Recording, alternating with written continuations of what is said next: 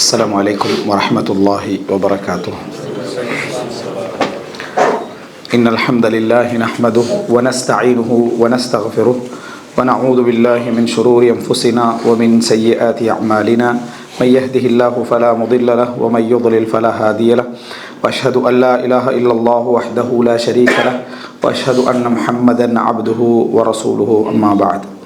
அன்புள்ள சகோதரிகளே, ரமதான் சில நினைவூட்டல்கள் என்கின்ற இந்த தலைப்பிலே சில விடயங்களை இந்த இடத்திலே உங்களுக்கு மத்தியிலே ஞாபகப்படுத்திக் கொள்ளலாம் என்று நினைக்கிறேன். ஃபதக்கிர் ஃபஇன்ன ذிக்ரா தன்ஃபஉல் முஃமினீன். ஞாபகப்படுத்துங்கள், ஞாபகப்படுத்துவது முஃமின்களுக்கு பயனளிக்கும் என்கின்ற அடிப்படையில் நாம் ஏற்கனவே ரமதான் தொடர்பாக நிறைய கேட்டிருப்போம், நிறைய படித்திருப்போம், நிறைய வாசித்திருப்போம், நிறைய புரிந்திருப்போம். அவைகளில் நாங்கள் மறந்து போனவைகளை ஞாபகப்படுத்துகின்ற முகமாகவும் எமது உணர்வுகளிலே இருக்கக்கூடிய சோர்வுகளை ஆர்வமூட்டுகின்ற விதமாகவும் வரக்கூடிய அல் குர்ஆன் சுன்னாவுடைய செய்திகளையும் சலஃபுகளுடைய செய்திகளையும் இந்த இடத்திலே உங்களுக்கு மத்தியிலே சுருக்கமாக எனக்கும் உங்களுக்கும் ஞாபகப்படுத்திக் கொள்ளலாம் என்று நினைக்கின்றேன். அன்புள்ள சகோதரர்களே, ரமதான் என்ற அந்த மாதம் எம்மை அணுகுகிற நேரத்திலே இயல்பிலேயே நாம் வளர்க்கப்பட்ட அந்த ஃபித்ரா, நாம் இந்த உலகத்திலே முஃமின்களாக முஸ்லிம்களாக பிறந்து உருவாக்கப்பட்ட அந்த இஸ்லாமிய சூழல் எமது உள்ளத்திலே ரமதான் மாதம் வருகிற நேரத்தில் ஒரு வணக்க வழிபாடுகளுக்கான ஒரு இயற்கையான ஒரு ஆர்வத்தை என்ன செய்துவிடும், பெற்றுக்கொண்டு விடும்.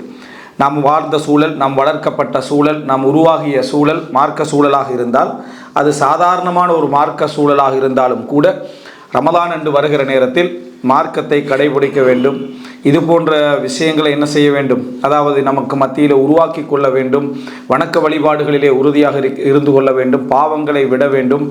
இரவிலே நின்று வணங்க வேண்டும். குர்ஆன் ஓத வேண்டும் போன்ற சிந்தனைகள் எல்லாம் எமது உள்ளத்திலே தானாகவே துளிர்விட ஆரம்பிக்கும்.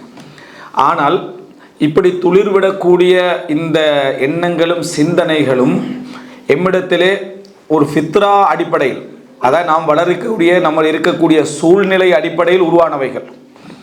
இதுக்கு பின்னால் ஃபித்ரா என்பது பலமாக இருந்தாலும் கூட, இயல்பாக உருவாகக்கூடிய அந்த எண்ணம் பலமாக இருந்தாலும் அவைகளை நாம் மார்க்க அடிப்படைகளின் ஊடாக, குர்ஆன் ஹதீஸ்களின் ஊடாக, விளக்கங்களின் ஊடாக உறுதிப்படுத்தாது விட்டால் அந்த உறுதி என்ன செஞ்சிடும் என்று சொன்னால் ஆட ஆரம்பிச்சிடும். அது நிலையாக என்ன செய்யாது, நிற்காது. காரணம், நாம் அதனுடைய பலகீனங்களை புரிந்து கொள்ளாமல் இருந்தால், அதனுடைய பலங்களை நாங்கள் தெரிந்து கொள்ளாமல் இருந்தால் அந்த உறுதி என்ன செய்துவிடும், மாற ஆரம்பித்து விடும்.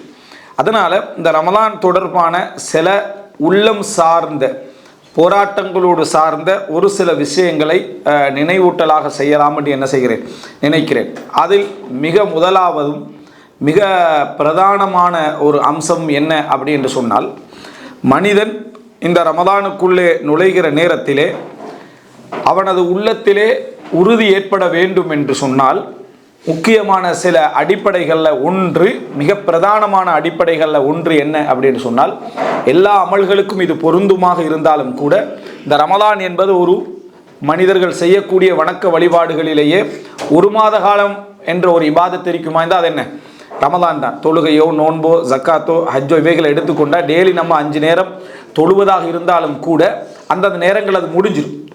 ஆனால் ரமலானை பொறுத்த வரைக்கும் ஒரு மாத காலம் அதனுடைய எல்லா வணக்க வழிபாடுகளும் கோர்வையாக என்ன செய்யும், நடந்து கொண்டே இருக்கும். அப்படிப்பட்ட நடந்து கொண்டிருக்கக்கூடிய ஒரு அமலை பொறுத்த வரைக்கும் மிகப்பெரிய மற்ற வணக்கங்களை விட ஒரு மிகப்பெரிய ஒரு தயார் நிலை ஒன்று வேண்டும் என்ற ஒரு மாத கால போராட்டம் அது. மனிதன் இந்த மாதிரியான ஒரு வணக்க வழிபாடுகளிலே ஈடுபடக்கூடிய நேரத்தில், வணக்க வழிபாடோடு நம்மை எதிர்கொள்ளக்கூடிய நேரத்தில் 3 விஷயங்கள் அந்த அமல்களில் நடக்க இருக்கிறது. அதை புரிந்து கொண்டோம் என்றால் நமது உறுதி விஷயத்திலே தளர்வு வராமல் அறிவோடு இருப்பதற்கு, உறுதியோடு இருப்பதற்கு அது உதவியாக என்ன செய்யும், இருக்கும். முதலாவது, எந்த ஒரு வணக்க வழிபாடுகளுக்கும், ரமலான் போன்ற வணக்க வழிபாடுகளுக்கு தயாராகுதல் அப்படி என்பது. இஅதாத், வணக்கம் செய்யலை, ஆனால் அந்த வணக்கம் செய்வதற்கு தயாராகுதல். 2வது நிலை தான் வணக்கம் செய்தல், அந்த வணக்கத்தை ஈடுபடுதல் நாம். ஆனால் முதலாவது அம்சம் அந்த வணக்கத்திற்காக நாம் தயாராகுதல், வணக்கத்தை செய்தல் நம்ம நடக்கக்கூடிய அம்சம். அது முடிந்த பின்னால நடந்த வணக்கத்தை பற்றி முஹாசபா செய்தல், உள்ளத்தோடு கேள்வி கேட்டுக்கொள்ளல்.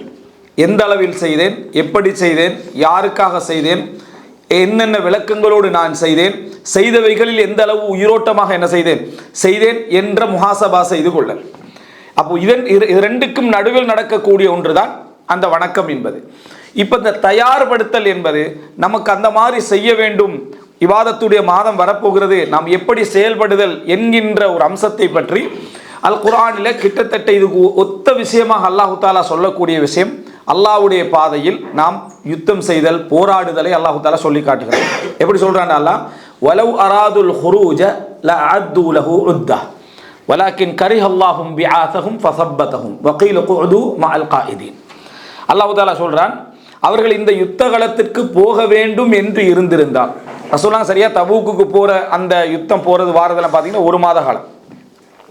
வலவ் அராதுல் ஹுரூஜ், அந்த யுத்த களத்துக்கு அவர்கள் போக வேண்டும் என்று இருந்திருந்தா, அவங்களுடைய எண்ணங்கள்ல இருந்திருந்தா, லஅது லஹு உத்தா, அவர்கள் அதற்கான முழு தயாரிப்பையும் அவர்கள் செய்திருப்பார்கள். அல்லாஹ் நயவஞ்சகத்துக்கு ஆதாரமாக என்ன சொல்றான்னா, லஅது லஹு உத்தா, அதற்கான தயாரிப்புகளை அவர்கள் செய்திருப்பார்கள். போக வேண்டியிருக்குது, அதுக்கு என்னென்ன செய்யணும், வாகனங்களை தயார்படுத்துறது, அது போல கூடிய ஆயுதங்களை தயார்படுத்துறது, யாரோட போகிறது, எப்படி போகிறது, என்ன மாதிரியான சேமிப்புகளை நம்ம செய்து கொள்வது என்றெல்லாம் அவர்கள் தயாராகி இருப்பார்கள். நாளைக்கு போகிறாங்க, இந்த வரைக்கும் தயார் நிலை எதுவுமே என்ன அவர்களிடத்திலே இல்லை. அப்படி என்றால் அவர்கள் போவதற்கான மனநிலையில் இருக்கவில்லை என்பதை அல்லாஹு தஆலா ஆதாரமாக அதை என்ன செய்கிறார், சொல்லி காட்டுகிறார். யததிரூன இலைக்கும், அதாவது உங்களுக்கு காரணம் சொல்கிறார்கள். இதா ரஜாவு இலைஹிம், அவர்கள் திரும்பி வந்த நேரத்தில் காரணம் சொல்றாங்க, நான் இதனால தான் வரல, அதனால தான் வரலன்னு சொல்லிட்டு காரணம் சொல்றாங்க. அல்லாஹ் தஆலா என்ன சொல்றான்னா, இதுக்கு காரணம் சொல்றாங்க தானே, ஆரம்பத்தில் அவங்க தயாராகி இருந்தார்களா என்று பாருங்கள்.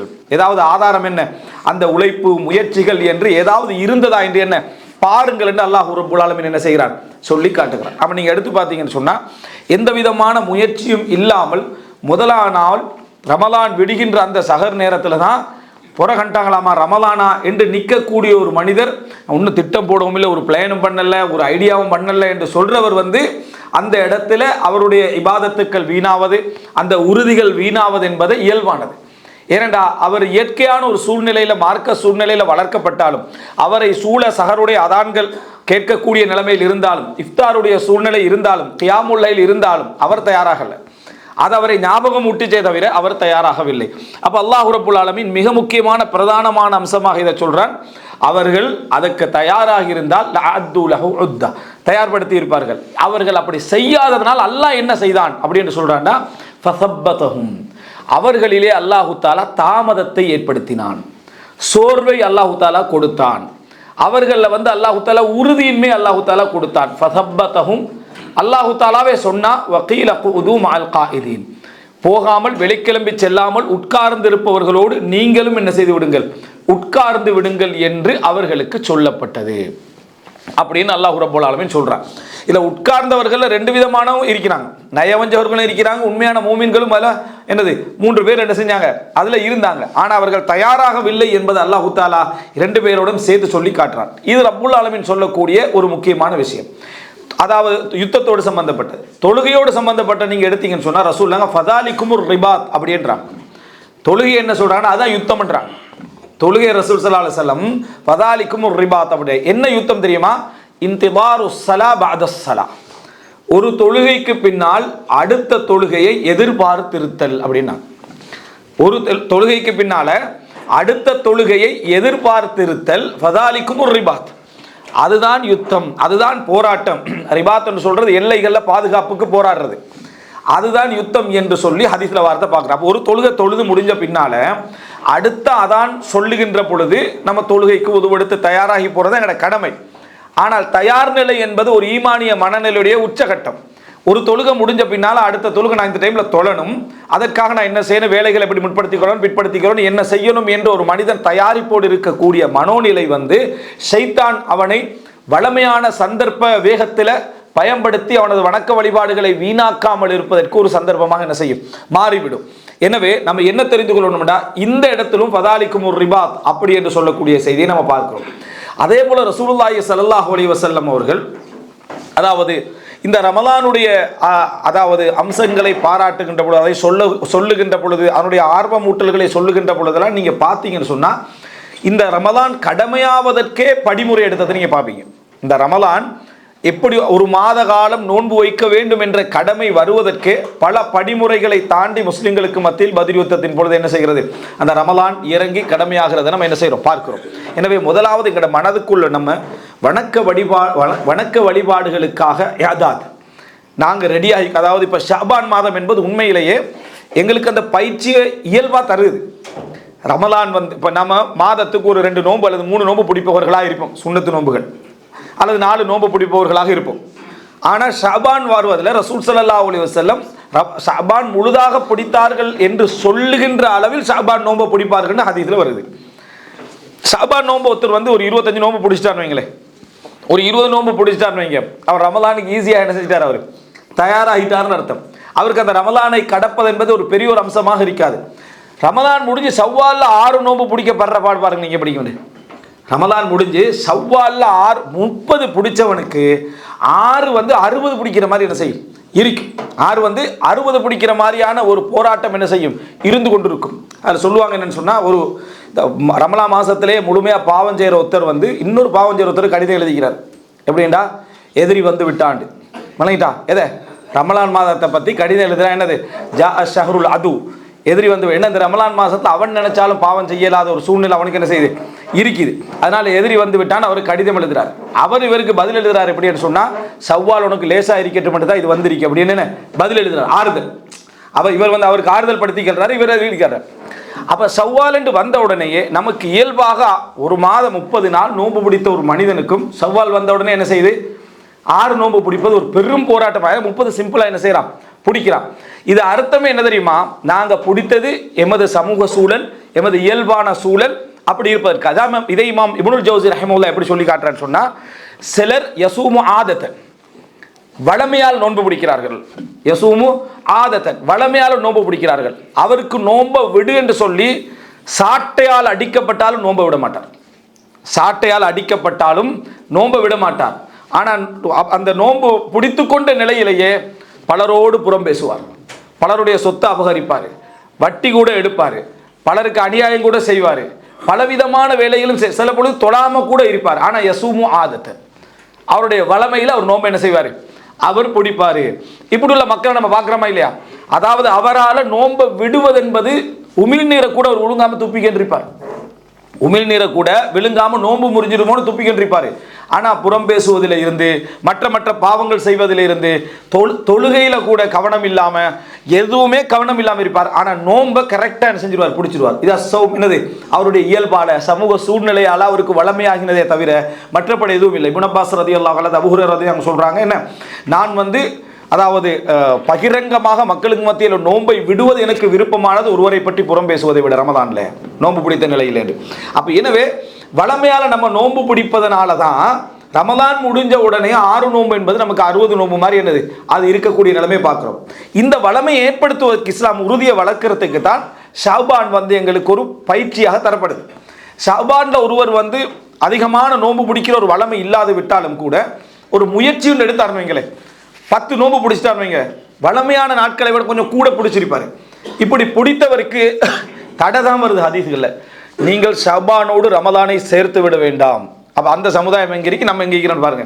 நீங்கள் நோன்பு அப்படியே பிடிச்சிட்டு வந்து ரமலானோடு ஷாபானை சேர்த்துறவானா அப்படின்னு, ஷாபான் 30 பிடிச்சி அடுத்த நாள் ரமலான் ஃபர்ஸ்ட்னு ஆகிறவானாண்டு அந்த தடையெல்லாம் அந்த ஹதீஸில் இப்போ பிரபலியமே இல்லையே. அந்த லெவலில் யாருமே என்ன இல்லை என்பதனால, 90% இல்லை என்பதனால இந்த ஹதீஸில் கொஞ்சம் காலத்தில் மறந்தே போய்து இந்த ஹதீஸெல்லாம். ஏன், ரமலானை ஷாபானை ரமலானோடு சேர்க்க வேண்டாம். அப்போ சேர்க்க வேண்டாம் என்றால் இதுதான். பெருநாள் நாளில் நோன்பு பிடிப்பதை நபியர்கள் தடை செய்தார்கள். இந்த ஹதீஸில் கொஞ்சம் எடுத்து பாருங்க பாவம். பெருநாள் நாளில் நபியர்கள் நோன்பு பிடிப்பதை தடை செய்தார்கள். நமக்கெல்லாம் அந்த தடை ஏன் செஞ்சாங்கன்றே நமக்கு என்ன தெரியாது. நம்ம தான் நோன்பை பிடிக்க மாட்டோமே. பெருநாள் நாள் ஏன் தடை செய்தார்களே, இயல்பில் என்ன நினைக்கிறோம்னா சுன்னத்தை நம்ம ரசூலாங்கட கட்டளை தடை செய்யப்பட்டிருக்கு, அதனால் நம்ம நோன்பு பிடிப்பதில்லை என்று நம்ம நினைக்கிறோம். ஆனால் உண்மையாக சொல்ல போனால் எங்களோட வளமைக்கு அதில் பிடிக்கிற ஐடியாவே எங்களுக்கு என்ன இல்லை. தடையால் நம்ம எல்லாம் என்ன செய்யலை, விடவில்லை. வளமையால் நம்ம எதை செய்கிறோம், அல்லாஹ்வுடைய அந்த என்ன அந்த எண்ணத்தை வரவழைத்து ஹுதூரு நியாவோடு எதை செய்கிறோம் என்பதை பார்க்கறதுக்கு ரமலானுக்கு தயாராகுதல் ஒரு அடையாளம். ரமலானுக்கு தயாராகுதல் ஒரு அடையாளம். அந்த மனிதர் அந்த இபாதத்தை விரும்புகிறார், அந்த இபாதத்தை எதிர்நோக்குகிறார், அந்த இபாதத்துக்கான முயற்சியை செய்கிறார். தொழுகை எப்படி ரிபாத்தை ரசூலுல்லாஹி ஸல்லல்லாஹு அலைஹி வஸல்லம் அவர்கள் சொன்னார்களோ அதே போல என்ன தபூக் யுத்தத்தில் கிளம்பி செல்வதை பற்றி அந்த வசனம் எப்படி அவர்கள் தயார்படுத்தி இருப்பார்கள், அப்படி படுத்தாதனால் அல்லாஹ் தஆலா அவர்கள் என்ன செய்து விட்டான், அதாவது தாமதமாக்கி விட்டான், அவர்களை உட்கார வைத்து விட்டான் என்பதை நாம் எப்படி தெரிந்து கொள்கிறோமோ அது போன்றுதான் இந்த ரமலான் ஒரு ஆதாரம். ரமலான் ஒரு ஆதாரம். ஒரு அறிஞர் அதாவது தொழுகைகளுக்கு முன்னாலும் பின்னாலும் சுன்னத்துக்கள் கடமையாக்கப்பட்டது, சுன்னத்துக்கள் வலியுறுத்தப்படுவதை பற்றி ஒரு அழகான ஒரு நுக்தா ஒன்று என்ன செய்கிறார் சொல்றார். என்ன நுக்தா அப்படின்னு சொன்னா, ஒரு மனிதர் அதான் சொன்ன உடனேயே உதுவெடுத்து பள்ளிக்கு வாரார். வார நேரத்தில் அவருடைய மனதில் வந்து என்ன செய்யும், பலவிதமான ஹவாத்தியர் சைத்தானியாக்கள், சைத்தானிய சிந்தனைகள், உலகாயுத முகங்கள்லாம் இருந்துகிட்டே இருக்கும். உதுவெடுத்து தக்பீர் கட்டி அவர் தொழுகிற நேரத்தில் என்ன செய்யும், கொஞ்சமாக அந்த சிந்தனைகள் என்ன செய்யும், சுன்னத்தான தொழுகைகளை அப்படியே தனியாக ஆரம்பித்து ஃபர்லான தொழுகைக்காக முதல் தக்பீர் கட்டுகிற நேரத்தில் எல்லாமே அதாவது ஒரு முடிஞ்ச நிலைமையில் இருக்கும். அதனால் அவர் ரிலாக்ஸாக சிறப்பான முறையில் கடமையான தொழுகையை தொழுவதற்கான மனநிலை வந்துடும். எடுத்த எடுப்பிலேயே வேகமாக வந்து முதலார ரக்காத்துல சேர்றவருக்கு என்ன நிலைமை இருக்குமெண்டா, சலாம் கொடுக்குற டைமில் தான் நம்ம எத்தனை ரக்காத் தொழுதோம் என்றது கன்ஃபார்ம் ஆகும். இமாம் சலாம் கொடுத்தா 4 ரக்காத் கன்ஃபார்ம் ஆகிருமா, அப்போ தான் அவருக்கு என்ன செய்யும், கன்ஃபார்ம் ஆகும். இதன் காரணம் என்ன, ஹுதூருல் கல்ப் என்ன இல்லை, உள்ளத்துடைய அந்த இணைப்பு அதற்கு பின்னால் இல்லை. எனவே இந்த இடத்தை நீங்கள் புரிஞ்சுக்கொண்டீங்கன்னு சொன்னால் இபாதத்துக்கான மனோநிலைகளை நம்ம தயார்படுத்துதல் நல்ல மனிதர்களுடைய உறுதியான எண்ணம் உடையவர்களுடைய அடையாளங்களில் உண்டு. அதனால தான் ஒரு கவிதையில், அரபு கவிதையில் சொல்லப்படக்கூடிய ஒரு வார்த்தை என்னென்னா, அதாவது சிறிய நிலையில் வாழக்கூடியவர்கள், உறுதியற்ற நிலையில் வாழக்கூடியவர்கள், ஒரு சிறிதான மனிதர்கள் இருக்கிறாங்களே அவர்களுக்கு கண்ணில் சிறிதெல்லாம் பெரிதாக தெரியுமா. பெரிய நிலையில் வாழக்கூடியவர்களுடைய பார்வையில் பெரிதெல்லாம் சிறியதாக தெரியும். அப்படின்னா உனது உறுதிக்கேற்பதான் பெருசு சிறுசெல்லாம் உனக்கு என்ன செய்யும், விளங்கும்.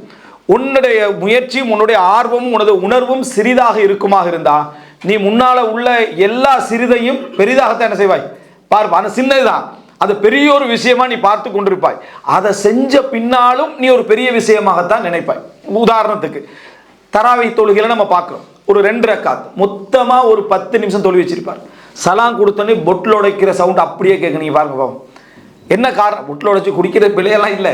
ஆனால் என்ன பிரச்சனைண்டா, பெரிய ஒரு சாதனையை செஞ்சிட்ட உணர்வும், சலபு சாலியன்கள் மாதிரி இரவுல தொழுது விட்டே வேண்ட உணர்வும், கியாமுல்லைலை நிறைவேற்ற வேண்டும். ஒரு 2 ரக்காத்தில் 4வது ரக்காத்தை நீங்கள் பார்ப்பீங்க ருக்குவுக்கு தான் வந்து சேர்றாங்க.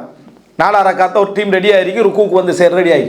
இத்தனைக்கும் 11 ரக்காத்து ஒரு அவர் தொழ போகிற தொழுகையில் ஒரு அல்லாஹு தாலா ரஹ்மத் செய்து விதிவிலக்காக கொடுத்த மக்களை தவிர எங்களுடைய சப்ஜெக்ட் எல்லாம் என்னென்னா, நாங்கள் செஞ்ச அந்த 1 மணி நேர தொழுகை என்பது எங்களுடைய நாங்கள் சிறியவர்களாக இருப்பதனால அது பெரியசா எங்களுக்கு என்ன செய்யுது, எங்களுக்கு விளங்குறத பார்க்குறோம்.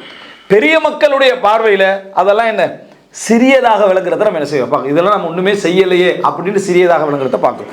இதுதான் தயாராகி உள்ள அதற்குள்ள நுழையக்கூடிய மனிதருடைய நிலைமையும் தயாராகாமல் நுழையக்கூடிய மனிதர்களுடைய நிலைமையும் இதுதான் என்பதை நம்ம என்ன செய்ய வேண்டும், புரிந்து கொள்ள வேண்டும். அடுத்தது நீங்க பாருங்க, இந்த அதாவது ஒரு மனிதன் வந்து தயாராகுதல் என்கின்ற பகுதிக்கு அடுத்த கட்டமாக என்ன சொல்லப்படுது, அந்த அமல் செய்யறது. அதனுடைய பகுதி நம்ம நிறைய பேசிக்கிறோம் உணர்வோடு. முடிஞ்ச பின்னால முஹாசபா செய்யறது.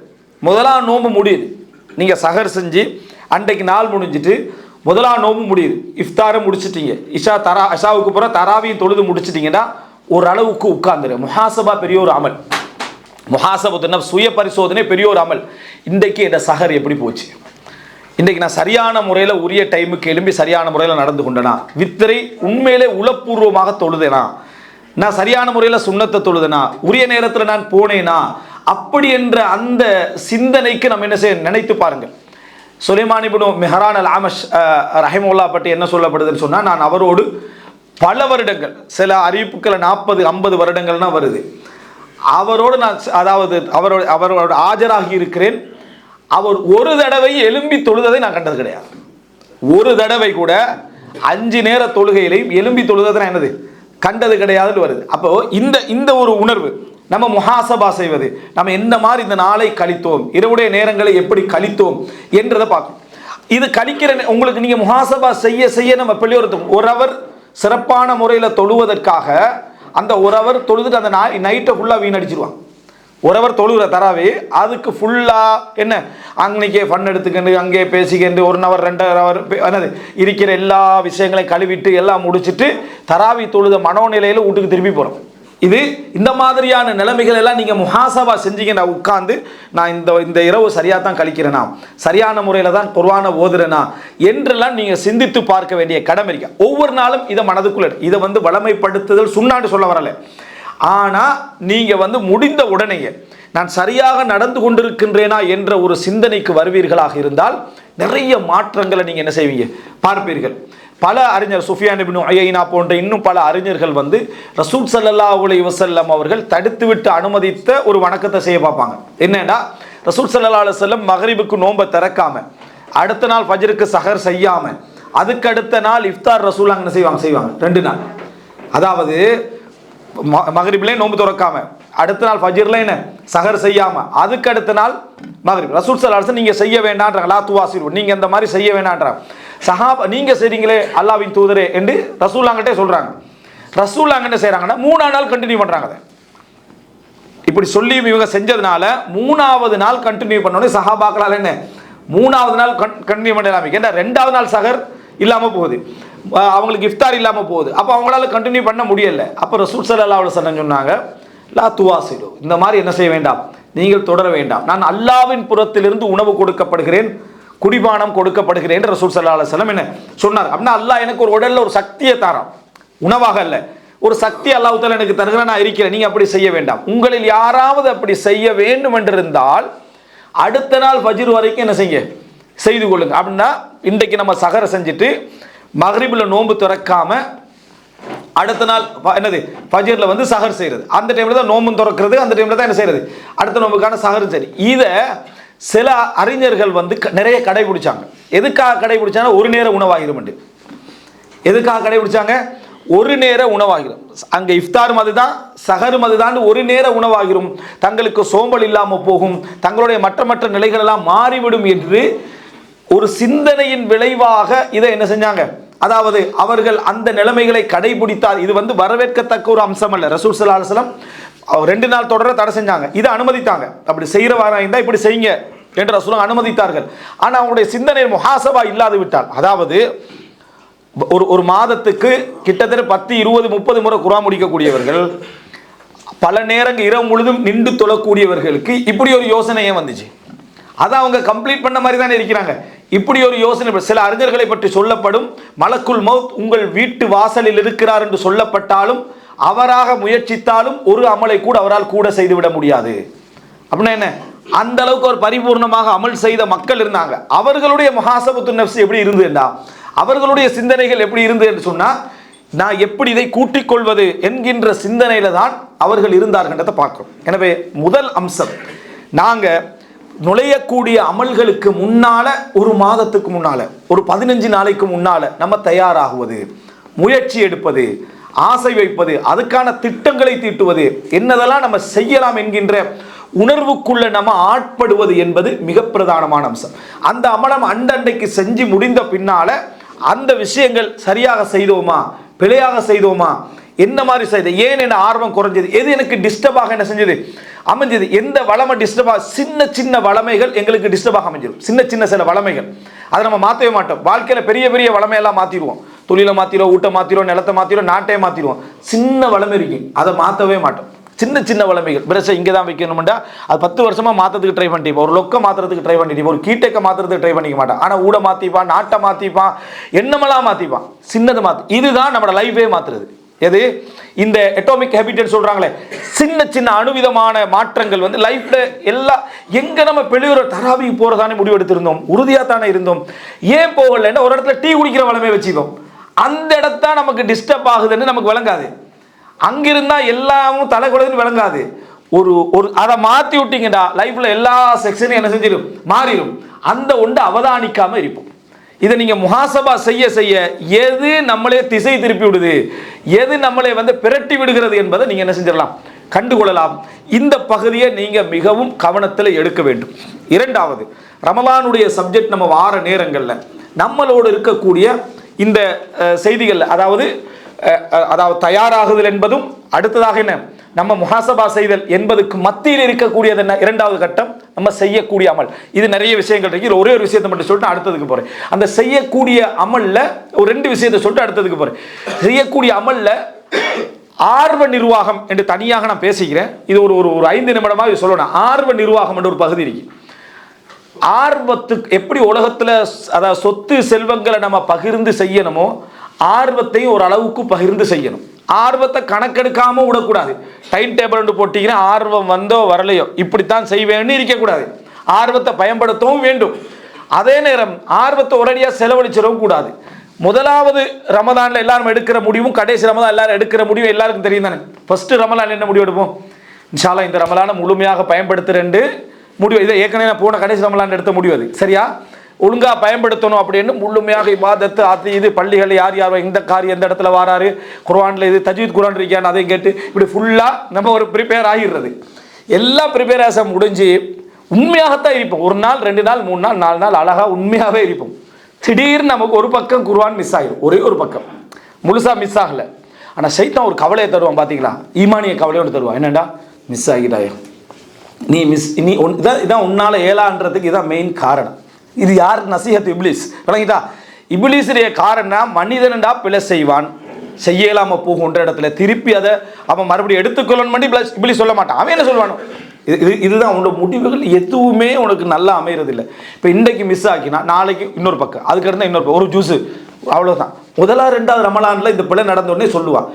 நீங்கள் என்ன செய்வீங்கன்னா சேர்த்து நாளைக்கு ஓதிடுவோம், அதுக்கு அடுத்த நாள் ஓதிடுவோம். இப்லீஸ் சொல்ல இப்லீஸ் சொன்னது சரியாக தான். ஆனால் இப்லீஸ் சொன்னது சரியாகிக்க நினைக்க மலக்கு சொன்னது சரியாகிக்கிறன்ற மாதிரி நினச்சிக்கிறது. இப்படியே ஒரு 15 நோன்பு தாண்டுற டைம்லேயே மனசு உடஞ்சிருது. என்னடா இந்த ரமலான் இப்படியே போயிட்டு இன்ஷா அல்லாஹ் லைலத்துல் கத்ரியாவது ஒழுங்காக பயன்படுத்திக்கொள்வோண்டு. அப்புறம் பயானெல்லாம் கேட்போம். லைலத்துல் கத்ர் எந்த ராவண்டு என்னது உறுதி இல்லைன்னா அப்போ கடைசி 10 செய்யணுமாமே அப்படின்னு அதில் ஒரு கேள்வி கேட்டே காலத்தக்கள் 27 சூர் தானா 23 சூர் தானாண்டு இப்படி கடைசியாக 29ஆம் நோன்பு வார டைமில் நசீஹத் இப்லீஸ் என்ன இந்த ரமலான் முடிஞ்சு ஹலாஸ். இனி அடுத்த ரமலானாவது என்ன நம்ம ஒழுங்கா இன்ஷா அல்லாஹ் அடுத்த ரமலானில் நம்ம ஒழுங்கா இருப்போம் என்று முடிவோட பெருநாள் நாளை என்ன செஞ்சிடும் வந்துடும். இது ஒவ்வொரு ரமலானும் எங்களுக்கு இப்லீஸுடைய உபதேசம் என்ன செய்யுது நடந்துக்கிட்டு தான் இருக்கு. இதுக்கு முக்கியமான மிகப்பெரிய காரணம் நான் ஏற்கனவே சொன்ன 2. அடுத்தது மிகப்பெரிய காரணம் ஆர்வ நிர்வாகம். ஆர்வ நிர்வாகம் 2 வகையில் பிள்ளை வருது. ஒன்று ஆர்வத்தை கணக்கெடுக்காமிக்கிறது. ஆர்வத்தை கணக்கெடுக்காமிக்கிறேன்னு சொன்னால் குர்ஆன் ஓதுறதுக்கு ஒரு டைம் டேபிள் போட்டு கொடுத்தாங்க, பார்த்து கண்டிப்பீங்க. அது எப்படின்னா என்ன, நீங்கள் ஒவ்வொரு 20 பக்கம் குர்ஆன் இருக்குது, அதனால் ஃபஜ்ருக்கு பிறகு நீங்கள் இவ்வளோ ஓத 4, லுஹருக்கு பிறகு 4, அசருக்கு பின்னால் 4, மகரிபுக்கு பின்னால் 4, இஷாவுக்கு பின்னால் 4 ஓத மாட்டீங்க. விளங்கிட்டா? ஒரு நாளும் இயலாது. என்ன காரணமாக அது முடியாது அப்படின்னா இது இமாம்களுக்கும் சலப்பு சாலியன்களுக்கும் இதை போட்டு கொடுத்தா அவங்க ஓதுவாங்க. ஏன்னா அவங்க ஆல்ரெடி மனசை கட்டுப்படுத்தி ஒரு இடத்துல வைக்கிறதுக்கு வஸ்பிர் நஃப்ஸக மஅல்லதீன யதுஊன ரப்பஹும் பில் கதாத்தி வல் அஷி யுரீதுன வஜ்ஹா.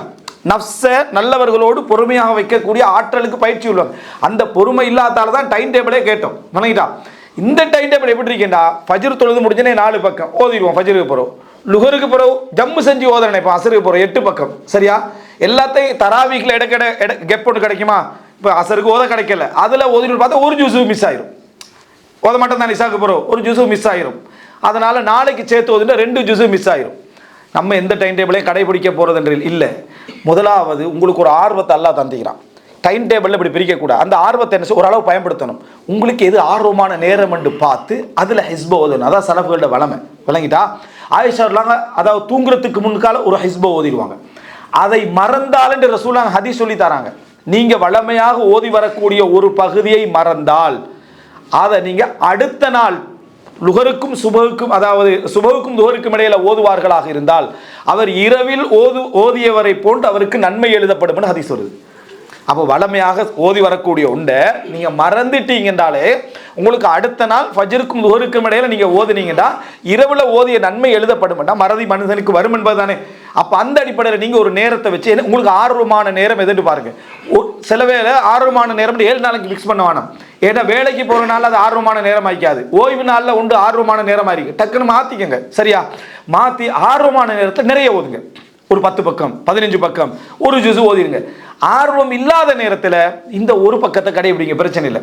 2 பக்கத்தை கடைபிடிக்க பிரச்சனை இல்லை. இப்படி செஞ்சீங்கன்னா ஆர்வத்தையும் நீங்க எடுத்துக்கொள்றீங்க, மற்றதையும் ரசூல் ஸல்லல்லாஹு அலைஹி வஸல்லம் என்ன சொல்றாங்கடா, இன்ன லிகுல்லி அமலின் ஷிர்ரத்தன், ஒவ்வொரு அமலுக்கும் ஒரு வேகம் உண்டு. ரசூலுல்லாஹ் ஒவ்வொரு அமலுக்கும் ஒரு வேகம் உண்டு. வலி குல்லி அமலின் ஃபத்ரத்தன், ஒவ்வொரு அமலுக்கும் ஒரு சோர்வு உண்டுன்னா. அந்த அதாவது ஒரு அமல் செய்ய போறீங்கன்னா அது வந்து மிச்ச ஆர்வமா செய்யற கட்டம் ஒன்றும் இருக்கும், நீங்க போராடி செய்ய வேண்டிய ஒரு கட்டம் ஒன்றும் இருக்கும். ஒரு நல்ல ஒருவர் என்ன செய்வார்ன்றா ரெண்டையும் பேலன்ஸ் பண்ணிக்கிறது என்ன செய்வார், அது போவார். எனவே இந்த விஷயத்துல நீங்க ஒரு மிக முக்கியமான ஒரு கவனம் செலுத்திக்கோங்க இந்த அமல்களை. இது இந்த நடுவில் செய்யக்கூடிய அமல்கள்ல இன்னும் மிக முக்கியமான ஒரு பிரதானமான ஒரு பகுதி என்ன அப்படி என்று சொன்னால், நம்ம செய்யக்கூடிய அதாவது இந்த அமல்கள் என்ற பகுதியில் எப்படி நம்ம கவனம் செலுத்துகிறோமோ அதுபோல தவிர்த்தல் என்ற பகுதியில் ஒரு கவனம் செலுத்துங்கள். தவிர்த்தல் என்ற பகுதியில் ஒரு கவனம் செலுத்துங்கள். தவிர்த்தல்னா நம்ம ரமதான்ல வந்து முஃப்சிதாத்து ஸௌம், நோன்பை முறிக்கக்கூடியவர்கள் என்ற இடத்துல கவனம் செலுத்துவோம். எது அது வந்து பௌதிக ரீதியாக இருந்தா, பிசிக்கலி இருந்தா கவனம் செலுத்துறோம். மற்றபடி அந்த நோன்பை கெடுக்கக்கூடிய நிறைய விஷயங்களை நம்ம என்ன செய்வதில்லை, கவனம் செலுத்துவது கிடையாது. அதாவது ரமலானை சொல்லுவாங்க எப்படின்னா, மற்ற மாதங்களை பொறுத்த வரைக்கும் நீங்க பாவங்களை கொஞ்சம் கொஞ்சமா போராடி போராடி போராடி களைகின்ற மாதம். ரமலானை பொறுத்த வரைக்கும் சத்திர சிகிச்சை செய்கிற மாதம்.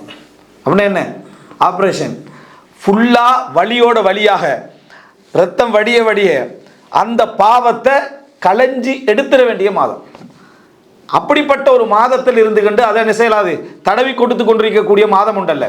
அப்படின்னா அந்த நேரத்தில் நீங்க எந்த பாவமாக இருந்தாலும் உங்களுக்கு அல்லாஹ் தந்திருக்கக்கூடிய ரமலானிய ஆர்வத்தை வைத்து முழுமையாக இந்த ரமலான்ல நான் ரமலானை கெடுக்கக்கூடிய எந்த பாவங்களையும் என்ன செய்வதில்லை என்றதை மிக உறுதியாக கொஞ்சம் கொஞ்சமா இல்லை, இந்த 30 நாள்லையும் முழுமையாக எந்த பாவங்களை நான் செய்வதில்லை என்று முழு உறுதி என்ன செய்யணும், எடுக்கணும். முழு உறுதி எடுத்தால், அதாவது உங்களோட வாழ்க்கையில் என்னென்ன பாவங்கள் இருக்கு அத்தனை பாவங்கள் எதையும் ரமலானை கெடுக்கக்கூடிய அமைப்பில் நான் செய்வதில்லை என்று எடுக்கணும். அதுக்கு மிக பொருத்தமான ஒரு சப்ஜெக்ட் என்ன அப்படின்னு சொன்னால், நீங்க உங்களை ஆய்வு செய்து கொள்வதற்கு, நான் சரியாக இருக்கிறேன் என்று சொல்வதற்கு அந்த புறம் பேசுவதை தவிர்த்து கொள்ள. புறம் பேசுறதை நீங்க தவிர்த்து மட்டும் பாருங்க.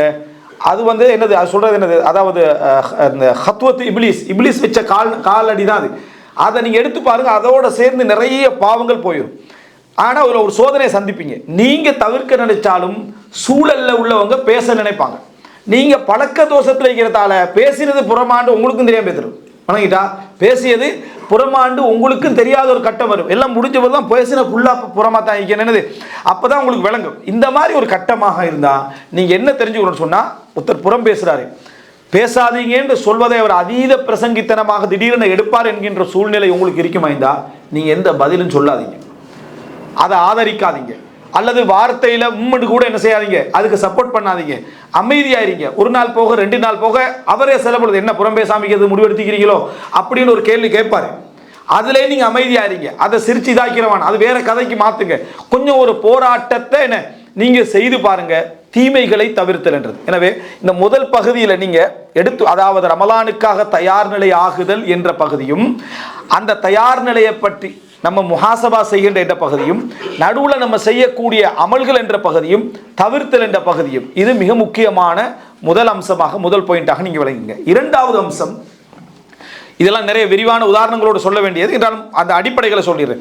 இரண்டாவது அம்சம் என்ன என்றா, இந்த ரமலானை நாம் நெருங்குகிற நேரத்தில், ரமலானுக்குள்ள நம்ம நுழைகிற நேரத்தில் இரண்டாவது அம்சம் என்னென்றா, நாம் தவிர்க்க வேண்டிய பாவங்கள் என்றைக்கு தானே, இதை ஒன்று விடாமல் தனிமையில் இருந்து ரமலானுக்கு முன்னால பட்டியல் போட்டுக்கொள்றது மனதில் ஒன்று விடாமல். நான் ஏற்கனவே சொன்ன விஷயங்கள் ரமலானை பாதிக்கக்கூடிய, இது அப்படி இல்லை, என் லைஃபையே பாதிக்கக்கூடிய ஒன்று விடாமல் எது இஸ்திசாலாக என்னிடத்துல வந்து அத்திவாரம் போல பாவமாக பதிஞ்சிருக்கக்கூடிய விஷயங்கள் என்ன, ஆழமாக பதிஞ்சிருக்கக்கூடிய விஷயங்கள் என்ன என்று ஒரு பட்டியல் என்ன செஞ்சிருங்க. ஒன்று விடாமல் சிறிய எண்ணங்கள்ல இருந்து, நாவுகளால் செய்கின்றவைகள் இருந்து, உடலால் செய்கின்றவைகளில் இருந்து, மற்ற பொருளாதார மற்ற விஷயங்களால் செய்கின்ற பாவங்கள் இருந்து ஒன்று விடாமல், தஃபாசீல்கள் அல்ல, விரிவாக அல்ல, இந்த பாவம் இந்த பாவம் இந்த பாவம் என்று தனியாக சைத்தானை பொறுத்த வரைக்கும் நீங்க தௌபா செய்யறதுக்குள்ளாலே உங்களை பாவத்துக்கு கொண்டு போய்த்துருவான். சரியா? அதனால் அது கவனமா இருக்கணும்.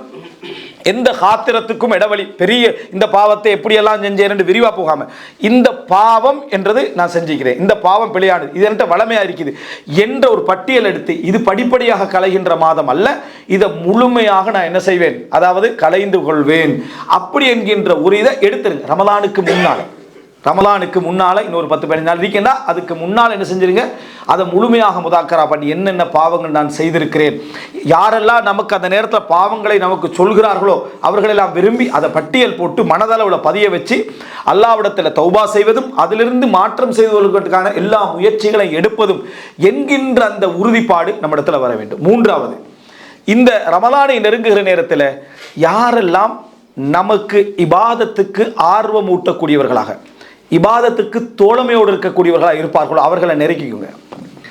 யாரெல்லாம் இந்த இபாதத்துக்கு இடைஞ்சலாக இருப்பாங்க, யாரெல்லாம் பாதிப்பாக இருப்பார்கள் என்பதை அவர்களுக்கே விளங்காமல் அவர்களை விட்டு தூரமாகிடும். இல்லை என்றால் கெட்ட நண்பர்கள் என்னது, அந்த அதான் ஒரு மனிதர் இருந்தால் அந்த நண்பருடைய மார்க்கத்தில் தான் இவர் என்ன செய்வார், இருப்பார். அப்போ அவருடைய வளமைக்கு நாங்கள் நிர்பந்தமாக இணைய வேண்டி இருக்கும். அவருடைய நல்லவர்கள்லேயே சிலர் இருப்பாங்க, நல்லவர்கள்லேயே சிலர் இருப்பாங்கன்னு சொன்னால் என்ன நடந்தாலும் சாப்பிட போய்த்துருவோமா அப்படி என்று எது நடந்தாலும் சரி, நீங்கள் தொழுதாலும் ஒரு முறை தொழுதாலும் ஒரு முறை சாப்பிட்டு வந்துடுற, அடுத்த ரக்காத்தோடு அடுத்த முறை எங்கேயா குடிச்சிட்டு வந்துடுற, இந்த மாதிரியாக இருந்தாலும் இவர் நம்மளை எந்த அளவுக்கு தூரமாக்குவார், இபாதத்தை விட்டு, வணக்கத்தை விட்டு, துவாக்களை விட்டு, குர்ஆன் ஓதுகளை விட்டு எவ்வளோ தூரமாக்குவார்னு பார்த்து அதில் ஒரு மிகவுமே கவனமாக இருக்க வேண்டும். இது நகைச்சுவாக இருந்தாலும் அலி ரலியல்லாஹு காலத்தில் நடந்த சம்பவம். அபூ சிமால் என்றொருத்தரும் நஜ்ஜாசி அல் ஹாரிதி என்றொருத்தர் இருக்கிறார். இவர் 2 பேரும் குடிகாரர்கள், சரியா, சாராயம் குடிக்கக்கூடியவங்க. அவர் முடிவெடுத்துட்டார், நஜ்ஜாசி அல் ஹாரிதி முடிவெடுத்துட்டாரு, நம்ம சாராயம் என்ன செய்யறதில்லை, இதுக்கு பிறகு நம்ம சாராயம் குடிக்க ரமலான் வந்துட்டான்னு குதிரையில் போயிட்டு அபூ சிமால் நிற்கிறார். நின்றோடனே சாராயத்தை பற்றி அந்த இப்படி வர்ணிக்கிறார், எல்லாம் கொதிச்சு ரெடியாக இருக்குது, எடுத்தோடனே குடிக்கிறது தான்றார். இப்போ இவர் சொல்கிறாரு, ஒய்ஹக் ரமதான் மாதம், இந்த மாதத்துலேயுமா நீ இதை பேசுகிறா என்று சொன்ன உடனே அவர் இன்னும் கொஞ்சம் வர்ணிக்கிறார் சாராயத்தை. கூட்டாளி தான், நண்பர், இன்னும் கொஞ்சம் வர்ணிக்கிறார். வர்ணித்த உடனே சரி அது முடிச்சா என்ன தருவாயின்னு கேட்குறாரு இவர். இப்படி தான் என்னது நல்ல இந்த இதெல்லாம் கலந்த குங்குமம் கலந்த பானமெல்லாம் மாரி குடிக்கலான்னு மனசு என்ன செஞ்சுட்டு விட்டுட்டு இறங்கி போகிறார்.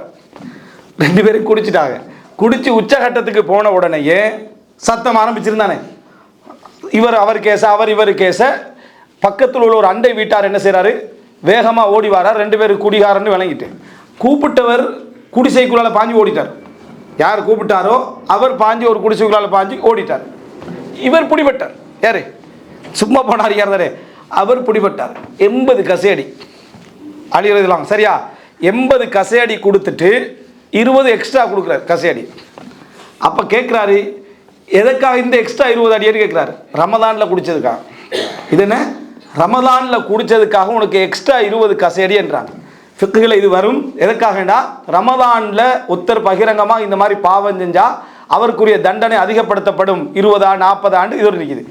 இதை எடுத்து பார்த்தீங்கன்னு சொன்னால் அநியாயமாக நோன்பையும் விட்டு பாவத்தையும் செஞ்சு அவர் தப்பிட்டார். கூப்பிட்டவர் வர்ணிச்சு கூப்பிட்டவர் ஓடிட்டார். சரியா, மாட்டவர் இவர். நினச்சி பாருங்க, இது நல்ல கெட்ட. இது நீங்கள் இந்த மாதிரி சொன்னது நமக்கு ஒரு நகைச்சுவான நிகழ்வு போல நமக்கு இருந்தாலும், இன்றைக்கும் இந்த குடியை விட்டு போட்டு ரமலானை தொடரணும், சிகரெட்டை விட்டு போட்டு ரமலானை தொடரணும்னு நினைக்கிற ஒவ்வொருத்தருக்கும் ஃபித்னாப்படுத்துறதுக்கு என்னது, அந்த நண்பர்கள் தான் மிக முக்கியமாக காரணமாக இருக்கக்கூடியவங்க நீங்கள் பார்க்கலாம். எனவே கெட்ட நண்பர்களை நம்மளுக்கு பக்கத்தில் என்ன செய்யக்கூடாது, வைத்துக்கொள்ளக்கூடாது. அல்லது இந்த நன்மைக்கு தூண்டாத, அல்லது நமது நன்மைகளை சாதனைகளாக காட்டக்கூடிய ஆக்களை பக்கத்தில் வைக்கக்கூடாது. தொழுது முடிச்சுட்டு ஒரு ஒரு 8:15 தொழுது முடிச்சுட்டோன்னு இருக்குமே, எனக்கு உங்களே பார்க்குற டைமில் ஒரு ஃபீலிங் ஒன்று வருது. என்னென்னா, நான் சுஃபியான் இப்னு உயைனாட ஒரு செய்தி படிச்சிருந்தேன். உங்களோட தொழுகையும் அவரோட தொழுகையும் கிட்டத்தட்ட என்ன ஒன்று மாதிரி இருக்கேன்டா. அதுக்கு பிறகு இவர் எப்படி இருக்கும், தொழுது 1 hour, அதில் இடையில இன்டர்வல் 2-3 நிமிஷம், சரியா, அதெல்லாம் குடிச்சு டீ குடிச்சு அது குடிச்சு மொத்தமாக பார்த்தா ஒரு 40 நிமிஷமோ 30 நிமிஷம் தொழுதிப்பார். சுஃபியான் இப்னு உயைனாக்கு இவர் உதாரணம் சொல்கிறார். காரணம், இவர் அந்த லெவலில் இல்லை. எது, நண்பரோட இவருக்கு நண்பனோட, அதாவது நண்பனை பார்க்குறாரு. நண்பனை பார்த்தா இவருக்கு அவர் சுஃபியான் இப்னு உயைனா தான், யார் பக்கத்தில் தொழுதவருக்கு. ஏன்னா அவர் தான் இவரை பள்ளி கூட்டிட்டு வந்திருப்பார். அதனால அவர் சொல்லுவார், நீங்கள் யாரை பக்கத்தில் சூழலில் வைத்துக் கொள்ளணும் தெரியுமா, உங்களை நீங்கள் அவரை கம்பேர் பண்ணி நீங்கள் பலகீனமான நிலையில் இருக்கிறீர்கள் என்று நினைக்கக்கூடியவர்களை சூழலில் நீங்கள் வைத்துக் கொள்ளுங்கள். அப்படிப்பட்ட நண்பர்களை என்ன செய்யுங்க, வைத்துக் கொள்ளுங்கள். உங்களே முன்மாதிரியாக எடுக்கக்கூடியவர்களை மட்டும் நீங்கள் வச்சுக்கிட்டு பிரயோசனம் இல்லை. பெரும்பாலும் பிள்ளைகள், அதுபோல் மற்றவர்கள், மனைவிமார்கள், தந்தை நல்ல ஒரு வணக்கசாலி என்று நினைக்கக்கூடிய கணவனையும் தந்தை ஒரு முன்மாதிரியாக நினைக்க வாய்ப்பு இருக்கு. ஆனால் அதை விட நீங்கள் முன்மாதிரியாக நினைக்கக்கூடியவர்கள் உங்களுக்கு இருக்கணும். அதிகமாக தொழக்கூடிய, அதிகமாக உங்களுக்கு உபதேசம் செய்யக்கூடிய, உங்களுடைய இஹ்லாஸை ஒவ்வொரு முறை கேள்வி கேட்கக்கூடிய, உங்களுடைய ஒவ்வொரு விஷயங்களையும் உங்களுக்கு கேள்வி கேட்கக்கூடிய ஒருவரை உங்களுக்கு சூழ்நிலையில் நீங்கள் வைத்துக் கொண்டீர்கள் என்றால் உங்களோட வணக்கம் உங்களுக்கு தெரியாமலேயே அப்படியே மாற்றங்கள் பெற்றுக்கிட்டு வரும். அதில் ஒரு பியூரிட்டி என்ன செய்யும், தூய்மை ஒன்று உங்களுக்கு வருது. எனவே மூன்றாவது அம்சமாக நீங்கள் தெரிந்து கொள்ள வேண்டிய அடுத்த ஒரு பிரதானமான அம்சம் வந்து பக்தாலீன்களை பக்கத்தில் வச்சுக்கொள்ளக்கூடாது. அப்படின்னா அது சோர்வுகளையும் சாதனைகளாக காட்டக்கூடியவங்களை நீங்கள் வைத்துக்கொள்ளவே கூடாது. இவர்களை நீங்கள் வைத்துக்கொள்ள வேண்டும். யாரை? இந்த மாதிரியான நபர்களை நாங்கள் வைத்துக்கொள்ள வேண்டும் பக்கத்தில் நண்பர்களாக. அவர்கள் எங்களுக்கு ஒரு நிர்பந்தமாக மாறணும், கஷ்டமாக மாறணும். அப்படின்னா என்ன, அந்த இபாதத்து செய்வதற்கு ஒரு போராட்டமாக அவர்கள் என்ன செய்யணும், மாறணும். ஆனால் நம்ம நிர்பந்தமாக அவர்களோட போய்த்தான் ஆக வேண்டும் என்கின்ற ஒரு நிலைமை நமக்கு என்ன செய்யும், உருவாகும். அது பிறகு எங்களுக்கு ஒரு வரக்கத்தாக என்ன செய்யும், அமையும் என்பதை நம்ம தெரிந்து கொள்ள வேண்டும். நான்காவது, இந்த ரமதானில் நம்ம செய்யக்கூடிய அமல்கள்லையே 2 விஷயங்கள் இருக்கு. 4வது 5வது அதை சொல்றேன். 4வது என்னென்னா, என்னென்ன வணக்க வழிபாடுகளை நான் செய்யணும் என்று ஆசை வைத்திருந்தேன், செய்யாமல் இருந்திருக்கிறேன், அத்தனை இந்த ரமதானில் பட்டியலை போட்டு அந்த அத்தனை அமல்களையும் செய்கிற முடிவுக்கு வரணும். உதாரணமாக காலை திக்ருகளை ஓதணும் என்று நிறைய பேர் கனவு கண்டு கிடைக்கிறாங்க. ஓதுறவங்க நிறைய பேர் இருக்கிறாங்க, அது வேற. காலை திக்ரை ஓதணும் அப்படி என்று யோசித்துக்கொண்டு இன்னும் யோசிச்சுக்கிட்டே இருக்கிறவங்க நிறைய பேர் இருக்கிறாங்க. காலை திக்ருகளை பாடமாக்குறதுக்கான ஒரு முயற்சி, ஓதுறதுக்கான ஒரு முயற்சி, ஒரு துவா புக்கை வாங்கிடுறது, சஹியான துவாக்கள் என்னென்னு வாங்கிடுறது. காலை திக்ருகளை நீ எதையுமே விடுவதில்லை. மாலை திக்ருகளை இந்த ரமதானில் மாலை திக்ருகளில் எதையுமே விடுவதில்லை. உறங்குகிற நேரத்தில் என்னென்ன திக்ருகள் தரப்பட்டிருக்கோ அவைகள் எதையுமே என்ன செய்யறதில்லை, விடுவதில்லை. என்னென்ன சுண்ணத்துக்கள் அந்த நாளில் இருக்கு. நிறைய பேருக்கு துஹா தொழுகிற ஆசை இருந்துகிட்டே இருக்குது, விளங்கிட்டா? அப்படி அது ஜனாசா தொழு வரைக்கும் தொடரும். அப்படி இல்லாமல் துஹா தொழணும் என்ற ஒரு முடிவெடுத்து இந்த ரமதானில் என்ன செய்யணும், நம்ம துஹா தொழுகிறணும். அல்லது இரவு தொழுக தொழுதுபடும். மற்ற விஷயங்களை பொறுத்த வரைக்கும் ராத்திபான சுண்ணத்துக்களை தொழுதுறணும், நஃபீல்களை தொழுதுறணும். இந்த மாதிரியான என்னென்ன வணக்க வழிபாடுகள்லாம் நீங்கள் செய்யணும்னு நினைக்கிறீர்களோ, இமாம் இப்னு தைமியா ரஹிமஹுல்லாஹ் வரலாற்றில் வருவதை போல, இமாம் இப்னு தைமியா புறக்கணிக்கப்பட்ட மக்கள் தொழுதுட்டு விடப்பட்ட பள்ளிகளை கண்டு அந்த பள்ளியில் போய் செஞ்சிருவார், ஒரு சுஜூது செஞ்சிருவார், தொழுதுருவார். இது அவருடைய வளமைகளில் உண்டாக இருந்துன்னு வருது. என்ன காரணம் என்றால், ஏற்கனவே மக்கள் தொழுத பள்ளி இப்போ தொழுகிற இடமாக அது இல்லை, அது புறக்கணிக்கப்பட்ட நிலைமையில் இருக்கு. அங்கே ஒரு சுஜூதனை செஞ்சிருவார், செய்து விடுவார். நம்ம போகிற இடம் சில அறிஞர்களுடைய வளமைகள் இருந்தது. இதெல்லாம் அறிஞர்களுடைய வளமை நான் சொல்கிறதெல்லாம் குர்ஆன் ஹதீஸுக்கு முரண் இல்லாதவைகளை, சரியா? வளமைகள் இருந்ததுன்னு சொன்னால் சில இடங்களுக்கு நம்ம போனோம்டா இந்த இடத்துல எனக்கான அல்லாஹ்வுடைய ஒரு சுஜூத் என்ன செய்யணும், எனக்கு இருக்கணும் அப்படின்றது. ஒரு கல்லில் நின்று கொண்டிருந்தாலும் இங்கே ஒரு 2 ரக்காத் சுன்னத்தை என்ன செஞ்சிடணும், நான் அல்லாஹ்வுக்காக எனக்கு தொழுகிறோன்னு நினைக்கக்கூடியவளை. இது மாதிரி ரமலானுடைய நாட்களில் உங்களுக்கு நீங்கள் ஆசைப்பட்ட வணக்கங்கள் நிறைய விஷயங்கள் செய்யாமல் இருப்பீங்க. நிச்சயமாக அவைகள் எல்லாத்தையும் நீங்கள் எடுத்து பார்த்தீங்கன்னா, இந்த அமல்கள் அனைத்தையும் இந்த ரமதானில் நான் செய்துவிட வேண்டும். அதுக்கார்கள் இந்த எல்லாம் அதில் முக்கியமாக திக்ருகள் என்றது. லா யஸாலு லிசானுக்க ரத்துபன் மின் திக்ரில்லா, அல்லாஹ்வை திக்ர் செய்வது உங்களோட நாவு வந்து என்னது, ஈரமாகிக்கொண்டே இருக்கட்டும் என்று ரசூலுல்லாஹ் சொல்கிறாங்க. இதை இப்னு கைம் அல் ஜௌஸியா ரஹிமஹுல்லாஹ் அவர்கள் வழங்கப்படுத்தார். எப்படி வழங்கப்படுத்துறாருண்டா, திக்ர் ஒரு மனிதன் இப்போ ரமதானில் புரிஞ்சு கொள்வதற்காக சொல்கிறேன், திக்ர் செய்கிற ஒரு மனிதனுக்கு வந்து 2 நிலை இருக்கும். ஒன்று நாவு திக்ர் செய்யும், உள்ளம் திக்ர் செய்யாது. இன்னொன்று வந்து உள்ளம் அல்லாஹ்வை பற்றி நினச்சிட்டு இருக்கும், அல்லாஹ்வுடைய அல்லாஹ் எனக்கு செஞ்சவைகள் என்ன நினச்சிட்டு இருக்கும், அந்த நன்றியை நினச்சிக்கிட்டு இருக்கும். ஆனால் வாய் என்ன செய்யாது, திக்ர் செய்யாமல் நினச்சிக்கிட்டு இருக்கும். அல்லாஹ் தஆலா இவ்வளோ தந்திக்கிறான், இந்த மாதிரி எனக்கு இபாதத்தை தந்திக்கிறான் நினைச்சுக்கிட்டு இருக்கும். இது வந்து திக்ருல் கல்ப். ஆனால் வாயால் திக்ர் செய்யாது. சில மனிதர்களை அல்லாஹ் தஆலா உள்ள திக்ரில் இருந்து, உள்ளம் சிந்திக்கக்கூடிய திக்ரில் இருந்து அதை ஞாபகம் ஊட்டி வாயால் திக்ர் செய்ய வைப்பாங்க. அப்படின்னா என்ன, அல்ஹம்துலில்லாஹ். உள்ளத்தில் தான் ஃபஸ்ட்டுக்கு திக்ர் தோன்றுச்சு, விளங்கிட்டா? உள்ளத்தில் தான் திக்ர் தோன்றுச்சு, முடிவது அல்ஹம்துலில்லாஹ், அல்லாஹு அக்பர், சுப்ஹானல்லாஹ், அல்லாஹ் தஆலா எனக்கு நிறைய இது வந்து வாயால் திக்ருக்கு அவர் என்ன செஞ்சார் மாதிரி. எங்கிருந்து வரார், முதலாவது உள்ளத்திலிருந்து. சிலர் வாயால் அல்ஹம்துலில்லாஹ் சுப்ஹானல்லாஹ்னு சொல்லிக்கிட்டு இருப்பாங்க, ஆனால் ஒரு வார்த்தை சுன்னத் என்பதற்காக சொல்லிக்கிட்டு இருப்பாங்க. அது அப்படியே அவருக்கு எங்கே போயிருமெண்டா, உள்ளத்துக்கு போயிடும். வாயால் திக்ர் செய்து கொண்டிருக்கக்கூடிய ஒரு மனிதர் திடீர்னு சுப்ஹானல்லாஹ் அல்ஹம்துலில்லாஹ் அல்லாஹ் அக்பர் சொல்லி கொண்டிருக்கிற டைமில் அவருக்கு இயற்கையாகவே உள்ளத்துக்குள்ள சிந்தனை போய் அல்லாஹ்வுடைய அருள்கள் ஞாபகம் வர ஆரம்பிக்கும், நன்றி ஞாபகம் வர ஆரம்பிக்கும், பாவங்கள் ஞாபகம் வர ஆரம்பிக்கும். அஸ்தக்ஃபிருல்லாஹ்னு சொல்லக்கூடிய ஒரு இடத்துக்கு அவர் என்ன வருவார். அப்போ பாருங்க, நம்ம திக்ர் செய்ய பழகினோம் என்றால் நமக்கு உள்ளத்தில் ஒன்றுமில்லாத நேரத்திலையும் அந்த வாயால் செய்கிற திக்ர் என்ன செய்யும், உள்ளத்துக்குள்ள ஞாபகங்களை கொண்டு வந்து அதை அதிகப்படுத்தும். உள்ளத்தால் நம்ம அல்லாஹ்வை நினைக்கக்கூடியவர்களாக இருந்தோம் என்று சொன்னால் அது அப்படியே வாயுடைய திக்ருக்கு என்ன செஞ்சிடும், வந்துவிடும். எனவே நீங்கள் எல்லா நிலையிலும் வாயால் திக்ர் செய்யக்கூடிய அந்த இடம் உங்களுக்கு இருக்குமாக இருந்தால் சிறப்பு என்னண்டா, உள்ளமும் வாயும் சேர்ந்து யாருடைய திக்ர்கள் ஈடுபடுகிறதோ அந்த திக்ர் தான் மிகச்சிறப்பு. ஆனால் எந்த நிலையிலும் திக்ர் செய்கின்றவன் நஷ்டவாளியாக மாட்டான். வாயால் அவன் ஆரம்பித்தாலும் உள்ளத்துக்குள்ளே இல்லாது விட்டாலும் அது உள்ளத்துக்கு வந்து அப்படியே என்ன செஞ்சிடும், சேர்ந்துவிடும். உள்ளத்தால் ஆரம்பித்தாலும் அது வாய்க்கும் வந்து என்ன செஞ்சிடும், சேர்ந்து விடும். இந்த மாதிரியான அமல்களெல்லாம் நீங்கள் தேடி தேடி புரிதல் எடுத்து ரமலானுடைய நேரத்தில் இயன்ற அளவுக்கு ஒரு அமல் விடாமல் இவைகளெல்லாம் நான் செய்யணும் என்ற ஒரு வளமை நீங்கள் எடுத்துக்கொண்டு வந்தீங்கடா, உங்களுக்கு இன்னும் இன்னும் ரமலானுடைய நேரங்களும் காலங்களும் இன்னும் பொன்னானதாக என்ன செய்ய மாறும். அதில் இன்னொரு அமல் தான் இரவு தொழுகை. நம்ம இரவு தொழுகையுடைய சட்டங்கள் அவைகள் எல்லாம் ஒரு பகுதி இருக்குது. ஆனால் சலவுகள் வந்து அந்த இரவு தொழுகையை ரசித்த ஒரு ஒரு ஒரு 5 நிமிடங்கள் அந்த விஷயத்தை நான் சொல்லிடுறேன். ரமலானுடைய தொழுகையை பற்றி பொதுவாக இரவு தொழுகை பற்றி ரசூலுல்லாஹ் யாருடைய இரவு தொழுகை சிறப்பான தொழுகைன்னு சொன்னாங்க? எந்த நபருடைய தொழுகை சிறப்பான தொழுகைன்னு சொன்னாங்க? தாவூத் அலைஹிஸ்ஸலாத்துடைய தொழுகை. யாருடைய தொழுகை? தாவூத் அலைஹிஸ்ஸலாத்துடைய தொழுகையை தான் ரசூல் ஸல்லல்லாஹு அலைஹி வஸல்லம் சொன்னாங்க. அதாவது தாவூத் அலைஹிஸ்ஸலாம் தொழுகின்ற இரவு தொழுகை தான் சிறந்த என்று சஹீஹ் முஸ்லிமில் என்ன செய்கிறது செய்தியை நம்ம பார்க்குறோம். அவர் என்ன செய்வார்ன்னு சொன்னால், யனாமு நிஸ்பஹு, இரவுல அரைவாசி தூங்கிடுவார். இரவுல அரைவாசி தூங்கிடுவார். வயகூமு சுலுசஹு, அதில் 1/3 எலும்பி தொழுவார். வயனாமு சுதுசஹு, அதில் 1/6 தூங்கி விடுவார். அதில் 1/6 தூங்கிடுவார். கணக்கு விளங்குதா? அதாவது இரவுல அரைவாசி அவர் என்ன செஞ்சிருவார். உதாரணம் 6 எடுங்க, 6ஆக பிரிச்சுடுங்க. இரவு பகுதிகளை 6ஆக பிரிச்சுட்டீங்கன்னு சொன்னால் அரைவாசி தூங்கிடுவார்னா என்ன? இப்போ கொஞ்சம் பேர் தூங்கிட்டு இப்போ தூங்கிறாங்க, சரியா? அதாவது என்னடா அரைவாசி தூங்கிடுவார்னு சொன்னால் 3, 6ல் 3 என்ன செஞ்சிருவார், தூங்கிடுவார். சரிதானே? 6ல் 3 அரைவாசி தூங்கிடுவார். 3ல் 1 எழும்புவார்டா, 6ல் 2, 6ல் 2 தானே, 3ல் 1ன்றது, சரியா? அப்போ 6ல் 2 என்ன செய்வார், எலும்பி தூரம். இப்போ 1 மிச்சம், 6ல் 1 தான் மிச்சம். அந்த 6ல் 1 என்ன செய்வார், தூங்குவார். விளங்கிட்டா? அப்போ 3 பகுதி அவர் என்ன செஞ்சிருவார், தூங்கிடுவார். அடுத்த 2 பகுதி, அதாவது 3ல் 1 வரக்கூடிய 2 பகுதி 2 2 2ஆக என்ன செய்யும், 6 வரும் தானே. அப்போ 3ல் 1 பகுதி என்ன செய்வார், எலும்பி தொழுவார். பேலன்ஸாக ஒரு 6ல் 1 இருக்கு, அதில் ஒரு தூங்கிடுவார் அப்படின்னு வருது. இதான் தாவூத் அலைஹிஸ்ஸலாத்துடைய வளமைகளில் உண்டு என்றாங்க. இப்போ கியாமுல் லைல் என்றா என்ன அப்படின்னு தெரிஞ்சுக்கிட்டா, இமாம் அஹ்மது பின் ஹம்பல் சொல்றாரு, மக்ரிப்லேருந்து ஆரம்பிக்கும்.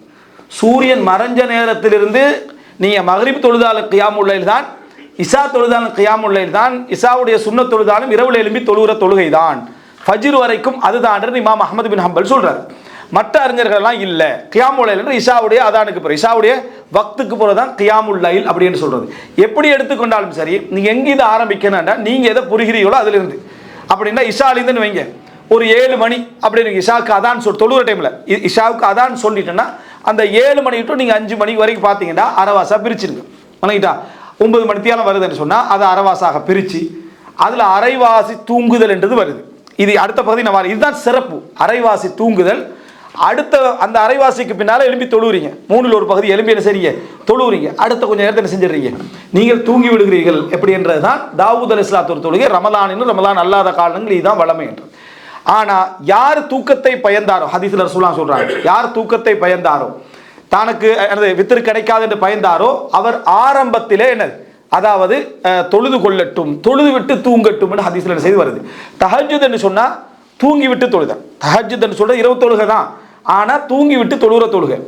அப்படி முடியாதவர் என்ன செய்யலாம் என்று சொன்னால் என்னது, அபூ ஹுரைரா ரலியல்லாஹு அன்ஹு சொல்வது போல, அல்லது அபூ தர் கிஃபாரி ரலியல்லாஹு அன்ஹு சொல்வது போல, என்ன உத்திர கப்ல அன் அனாம், நான் தூங்குவதற்கு முன்னால் தொழுமாறு எனக்கு என்ன செஞ்சாங்க சொன்னார்கள். அதை ஒருவர் பயந்தார், வேறு வேறு காரணங்களால் அவருக்கு அப்படியான சிச்சுவேஷன் பயந்தால் அவர் என்ன செய்யலாம், இசா தொழுது முடிச்சுட்டு அதை என்ன செஞ்சிடலாம், தொழுது விடலாம். இந்த ஜமாத்தாக தொழக்கூடிய தொழுகை பற்றி, பள்ளிகளில் ஜமாத்தாக தொழக்கூடிய தொழுகையை இஸ்லாமிய அறிஞர்கள் நீங்கள் பலர் பார்க்கலாம்.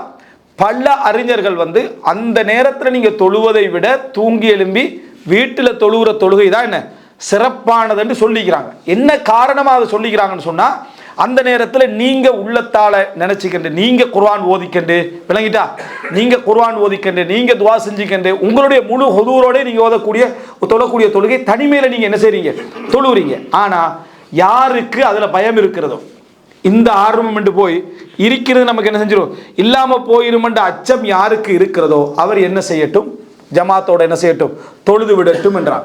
அப்போ எனவே நீங்கள் உங்களோட ஆர்வத்தை அதில் எடுத்துக்கிறோம். இல்லை நம்ம இப்போ சொல்கிற டைம்லேயே பலருக்கு என்ன வந்துடும், நம்ம இப்போ ஜமாத் தான் சரி வரும், நமக்கு நம்ம ஆர்வமெல்லாம் சரி வராது, அப்படியே முடிவெடுத்துடாம ஒரு நாள் தொழுது பாருங்க. மாறி ஒரு நாள் வீட்டில் இந்த மாதிரி எழுப்பி தொழக்கூடிய சகோதரர்கள் இருப்பாங்க. நான் ஜென்ரலாக சொல்றேன். அதாவது அந்த மாதிரி தொழுது பாருங்க. தாவூத் அலைஹிஸ்ஸலாத்துடைய தொழுகை இப்படி ஒரு சிறப்பு சொல்லப்பட்டீங்க. இந்த மாதிரி நம்ம என்ன செய்வோம், தொழுது கொள்வோம். இப்படி நீங்க தொழுது பயிற்சி எடுத்து ஒரு நாள் இப்படி ஒரு நாள் இப்படி.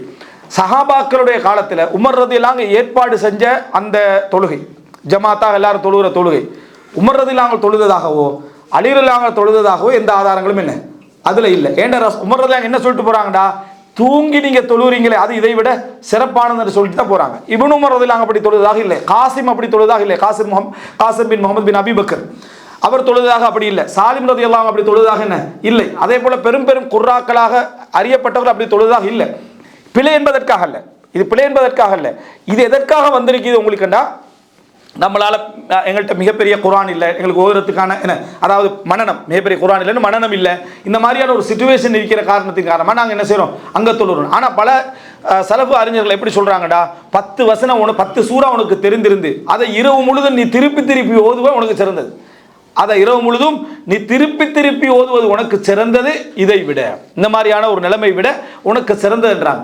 எனவே உங்களுடைய முயற்சிகளை அந்த ஜுஹூதுகளை எடுப்பதற்கான ஒரு மிகப்பெரிய முயற்சி எடுக்க வேண்டும். இந்த இரவு தொழுகையில் இன்னொரு விஷயத்தை நீங்க பாருங்க. இமாம் அஹ்மது பின் ஹம்பல் ஒரு பள்ளியில இமாம் அஹ்மது பின் ஹம்பல் இந்த அமீர் என்ன செய்யறார், அவர் தொழுகை சொல்றார். இமாம் அஹ்மது பின் ஹம்பலுக்கு அவர் தொழுவிச்சா இமாம் அஹ்மது பின் ஹம்பல் கான ஹசன் அஸ்ஸவுத், அழகான முறையில் குரனுள்ளவராக இருந்தார்.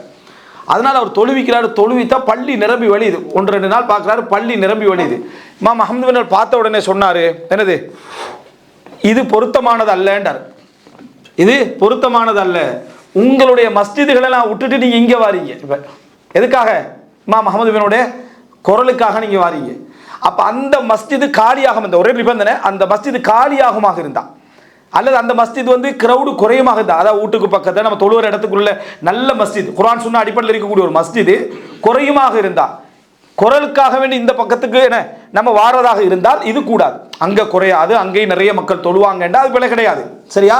அப்படி இல்லாத பட்சத்தில் இதை கூட அவர்கள் கவனம் எடுத்தார்கள். உமர் இப்னு கத்தாப் ரலியல்லாஹு பார்க்குறாங்க, பள்ளியில் ஒவ்வொரு மக்களும் ஒவ்வொரு காரிக்கு பின்னால் தொழுகிறாங்க. அவங்களோட தொழுகிற ஒரு நோக்கமாக என்ன இருந்துச்சுன்னா, நீண்ட நேரம் தொழணும் இருந்துச்சு, நல்ல குரல் உள்ள ராகத்துள்ளவர்களாக தேடி தேடி தொழுதார்கள். அப்போ ஒரு உமர்லாம் சொல்றாங்க, குர்ஆனை பாட்டாக நீங்க எடுத்துக்கொண்டீர்கள்னு சொன்னாங்க. குர்ஆனை நீங்க இத்தஹல்துமுஹு அகானி, பாடல்களாக நீங்க எடுத்துக்கொண்டுட்டீங்க அப்படின்னு சொல்லி. ஷேக் பின் பாஸ் ரஹிமஹுல்லாஹ் வரலாற்றில் வரக்கூடிய ஒரு முக்கியமான குறிப்பு என்னன்னா, யார் குர்ஆனை ஓதினாலும், குரல் வளமற்றவர் ஓதினாலும் அவர் அழுவார் அப்படின்ட்டு. வசனங்களால தாக்கம் வரக்கூடியவராக இருந்தால் மெட்டால ராகத்தால தாக்கம் உருவதை விட ஹக்கீக்கத் அந்த யதார்த்தத்தை அவர் உணரக்கூடியவராக இருந்தார்கள். அப்போ இவைகள் எல்லாம் எங்களுக்கு ஏன் கஷ்டமாகுது அப்படின்னா, நாங்கள் அதுக்கான போராட்டமே கொடுக்கல, வேறொன்றும் இல்லை. நாங்கள் அப்படி ஒரு சலஃபுகளுடைய வரலாறை படிக்கிறது அல் ஹுலு ஃபில் மிசாலியா, முன்மாதிரியில் நமக்கு சாத்தியம் இல்லாத முன்மாதிரி அங்கே சொல்கிற மாதிரி நமக்கு விளங்கின உடனே அதை அப்படியே விட்டுறது. இதனால் நமக்கு அந்த இரவு தொழுகைகள் இப்படி பலவிதமான கஷ்டங்களுக்கு உள்ளாகக்கூடிய ஒரு சிச்சுவேஷன் சூழ்நிலைகளை நம்ம என்ன செய்கிறோம், பார்க்கிறோம். எனவே இரவில் செய்யக்கூடிய அந்த வணக்கங்கள், இந்த வணக்கங்களில் இப்படிப்பட்ட செய்திகளை நம்ம சலஃபுகளுடைய வரலாற்றிலிருந்து என்ன செய்கிறோம், படிக்கிறோம், பார்க்கிறோம். எனவே ரமதானில் செய்யக்கூடிய அதாவது இந்த வணக்க வழிபாடுகள் என்ற பகுதியில் மேக்சிமமாக நம்ம தேடி தேடி சில வணக்க வழிபாடுகளை நம்ம செய்ய வேண்டும். அதோடு சேர்ந்து இந்த இரவு தொழுகை விஷயத்தில் பல விதமான ஒரு கவனங்களை எடுத்து, பல்வகைமையான ஒரு கவனங்களை எடுத்து நம்ம இதில் என்ன செய்யணும், முழுமையான ஒரு ஈடுபாடை காட்ட வேண்டும். இறுதியாக அன்புள்ள சகோதரர்களே, இந்த ரமதானை பொறுத்த வரைக்கும் இந்த ரமதான் நம்மை பக்குவப்படுத்தி விட்டு வெளியேறினான், நம்மளை தூய்மைப்படுத்தி விட்டு வெளியேறினான், நமது உணர்வுகளை அதாவது மிகவும் உச்சகட்டமான நிலையை வைத்து வெளியேறினான். சில அறிஞர்கள், அல்லாஹு ஆலம், அதை நம்ம மறுக்கிறதுக்கும் இல்லை, சில அறிஞர்கள் என்ன சொல்றாங்க அப்படின்னு சொன்னால், லைலத்துல் கத்ருடைய இரவு என்று சொல்லப்படக்கூடிய இரவுகள் இருக்குதே, அதில் சில மக்களுக்கு அல்லாஹு தாலா மலக்குமார்களுடைய சலாத்தை கேட்க வைப்பான், மலக்குமார்களுடைய சலாமை அல்லாஹு தாலா கேட்க வைப்பான்.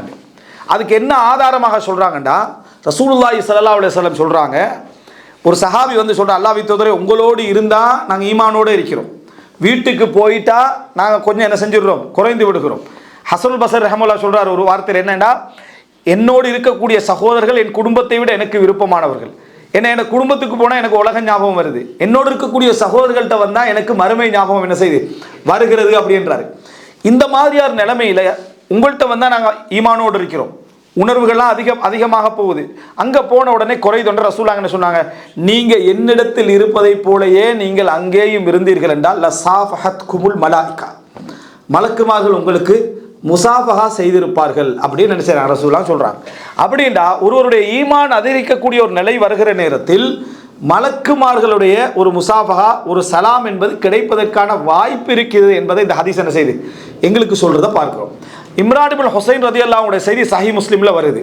அவர் பவாசீர்களால் பாதிக்கப்பட்டார், மூலவியாதியால் என்ன செஞ்சார், பாதிக்கப்பட்டார். அதனால மிச்சம் கஷ்டப்பட்டார், 30 வருடங்களுக்கு மேலாக கஷ்டப்பட்டார். எந்த அளவுக்கு அவர் கஷ்டப்பட்டார் அப்படின்னு சொன்னால், மலக்குமார்களுடைய சலாத்தை அல்லாஹு தஆலா அவருக்கு கேட்க செய்தான்னு பார்க்குறோம். மலக்குமார்களுடைய என்னது இன்னஹு கான யுஸல்லமு அலைஹி, மலக்குமாருடைய சலாத்தை அல்லாஹு தஆலா அவருக்கு கேட்க செய்தான் அப்படின்றத பார்க்கிறோம். ஒரு குறிப்பிட்ட காலம் அந்த சலாம்களை அவர் கேட்காம ஆகிட்டார். என்னடான்னு பார்த்தால் அந்த நோயை தடுத்துக் கொள்வதற்காக அவர் என்ன செஞ்சார், சில மருத்துவ முறைகளை செய்திருந்தார். அதனால் அந்த சலாம் என்ன செஞ்சது இல்லாமல் போச்சு. அப்படின்னு செஞ்சது பாவம்னு அர்த்தம் இல்லை, உச்சகட்ட பொறுமை ஒன்று இருக்குது. அந்த பொறுமை அவருக்கு என்ன செஞ்சது, குறைஞ்ச. அதுக்கு பின்னால் அவர் விட்டு விட்டால் சலாம் மீண்டும் மறுபடியும் என்ன கேட்க ஆரம்பித்துன்னு சொல்றாங்க. ஒரு மனிதன் ஒரு நல்ல உணர்வை பெறக்கூடிய ஒரு சூழ்நிலை வருமாக இருந்தால் அவனுக்கே தெரியும். முதலாவது சாட்சி பலில் இன்சானு அலா நஃப்ஸிஹி பஸீரா, தனக்கே மனிதன் சாட்சியாக இருப்பான். நான் உண்மையிலே இந்த ரமலானை ஒழுங்காக பயன்படுத்தினா இல்லையா, முழுமையான இரவுகளில் தொழுதனா இல்லையா, என்னுடைய தனிமையும் இறைவனோடு அந்த முஹாசபம் எப்படி இருந்தது என்றெல்லாம் அவனுக்கு என்ன செஞ்சிடும், அவனுக்கு தெரிய வரும், அவனுக்கு புரிய வரும். பல சலஃப் அறிஞர்களுடைய செய்திகளை பார்க்குறோம். ரமலானுடைய விடிவில், ரமலான் முடிஞ்சு பெருநாளுடைய காலையில் சந்தோஷமான நாளிலும் அவங்களுடைய முகத்தில் கவலைகள் தெரியும். அப்போது இந்த சந்தோஷமான நாளில் நீங்கள் கவலையாக இருக்கிறீங்களேன்னு கேட்கப்பட்டால் அவர்கள் சொன்ன பதில்கள் என்னடா, இது சந்தோஷமாக இருக்க வேண்டிய நாள்னு எனக்கு தெரியும், ஆனாலும் 30 நாளுடைய அமல்கள் ஏற்றுக்கொள்ளப்பட்டதா என்ற கவலையே என்ன செஞ்சுட்டு இந்த மாதிரி ஒரு நிலைமைக்கு வந்தது என்று அந்த சந்தோஷமாக இருக்க வேண்டும்னு ஏற்றுக்கொள்கிறாங்க. அந்த கவலையுடைய நியாயத்தையும் என்ன செய்கிறாங்க, சொல்லக்கூடிய நிலைமையை நம்ம பார்க்குறோம். அன்புள்ள சகோதரர்களே, இது நமக்கு இருக்க வேண்டும். இந்த ஒரு போராட்டம், இந்த முஹாசபா, இந்த மாதிரியான ஒரு தயார் நிலை இந்த ரமதானில் நமக்கு என்ன செய்ய வேண்டும், நிறைய வர வேண்டும். இப்படியான எண்ணங்களோடு நம்ம போவோம் என்று சொன்னான். இப்படியான எண்ணங்களோடு போவோம் என்றால் இமாம் இப்னு ஜௌஸி ரஹ்மத்துல்லாஹி அவர்கள் சொல்வது போல அந்த நல்ல மக்கள் எப்படி இருப்பார்கள் என்றால், எந்த ஒரு சிறப்பையும் விட்டு விட மாட்டார். நான் இந்த சிறப்பை செஞ்சுக்கிறேன், எனக்கு இது தேவையில்லைன்னு விட மாட்டாங்க. எல்லா சிறப்புகளையும் தேடி தேடி தேடி செய்வார்கள். எந்த ஒரு சின்ன ஒரு பாவத்திலே நான் இவ்வளோ பெரிய பாவத்தை விட்டிருக்கிறேனே என்று அலட்சியமாக இருக்க மாட்டார்கள். எல்லா பாவத்தையும் விடுவதற்கான முயற்சி எடுப்பார்கள். எங்கே அவர்கள் பலகீனப்பட்டு விடுகிறார்களோ அங்கே அவர்களது நீயத்தை அவர்களை காப்பாற்றும் என்றார். அப்படின்னா என்ன, இதுலையும் மேக்சிமமான முயற்சி எடுப்பாங்க, இதுலையும் மேக்சிமமான முயற்சி எடுப்பாங்க.